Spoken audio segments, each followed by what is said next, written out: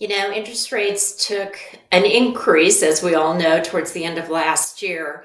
So, really, no big surprises in terms of what we saw at the end of January with the Metro Kansas City housing market statistics. Overall, activity was down, and that's largely due to the end of the year holiday. And secondly, the quick increase, shall we say, in interest rates, but nothing that made me scream that we're in trouble. So let's take a look at how the stats ended up for January of 2023. Both new construction and existing home sales declined or closed 25% less at the end of January than they did a year ago. Again, I caution you that that's a lot to do with buyers having to come to terms with the increase in interest rates and part of the holiday, but mainly learning that interest rates took quite a bump up from what we've seen over the past recent years. The median sales price for existing homes at the end of January was up a little over 4% as compared to last year. And new construction was up 19% as compared to last year, largely due to the cost of construction. Average days on market, interestingly enough, increased to 37 days on market between when the house is listed to the day it goes under contract. So there's been a continuous increase in days sitting on the houses sitting on the market.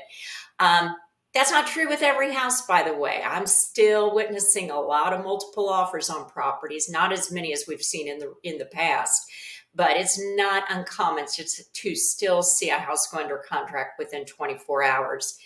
But on average, our days on market are increasing. So that's a good sign, really, for many buyers that maybe you don't have to act as quickly as you did at once, so that you're making sure that the home you're making an offer on is really what you want. So from some perspectives, that's a good sign. And then this is a really cool statistic to some extent.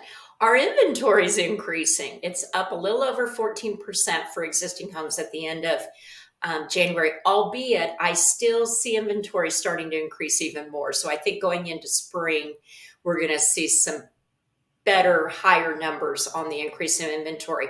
I caution you, though, we are still low on the number of homes on the market for sale.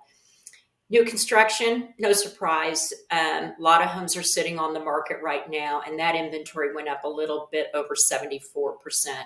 So my expectation is if you're looking for new construction, you're going to pay more for a house because the cost of construction's gone up so much. And so maybe that's not in your wheelhouse of consideration, but if you are, it would not be unusual to see a builder seller making more concessions now, maybe in terms of paying part of your closing costs or other things, maybe contingent upon the sale of your existing home that they weren't doing at one time. So there's some positive news on the market spread in terms of new construction, but existing homes, inventory is increasing slightly. And so that too is a good sign if you're thinking of getting back into the market, if you've been out for a little bit, or if you're just starting. So there's some good news on inventory increasing. And then finally, for the end of January, our pending contracts, those are contracts that haven't closed as yet. On existing homes, they were down approximately 3% as compared to last year. Again, I largely contribute that to buyers getting out of the market due to interest rate increases. And the same is true with new construction. Pending contracts are down about 17% as they were compared to this same time last year. So here's the good news. We're getting more inventory on the market. So if you're a seller, you might be seeing more competition if you're thinking about putting your house on the market in the near future. You may have more competition. If you're a buyer and you've been sitting on the sideline because of the shock maybe of interest rate increases, you might want to give some thought to getting back into the market and looking to refinance at a later time. And the reason I say that is because with increasing inventory, you're not going to have as much competition in the marketplace, generally speaking, because buyers are still sitting on the sidelines. So you may have more of an advantage in what you're looking to buy, and maybe even getting it with some concessions from the seller that you weren't seeing in years past. The idea that you'll consider refinancing at a later time. In any event, that is something for each individual to consider. But at the end of January, I honestly didn't see any big surprises. So we'll see how February turns out. I'm particularly interested in seeing how March figures come in as we go into a spring market.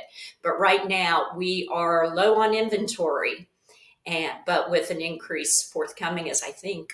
So talk soon. Take care. Thanks for watching. And if you need anything, you know how to reach me.